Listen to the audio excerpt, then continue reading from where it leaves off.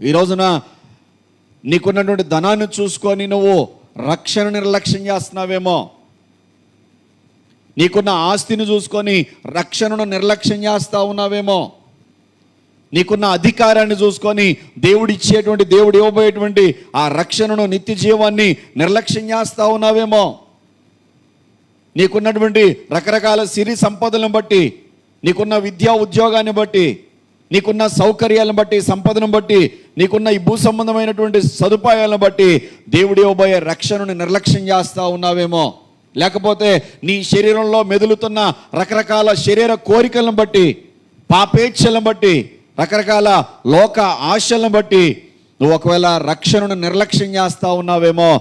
దేవుని తీర్పును తప్పించుకోలేవు. దేవుడు విధించబోయే ఆ శిక్ష అయినటువంటి రెండవ మరణాన్ని, అగ్నిగుండాన్ని తప్పించుకోలేవన్న సంగతిని రాత్రి నువ్వు జ్ఞాపకం చేసుకోవాలి.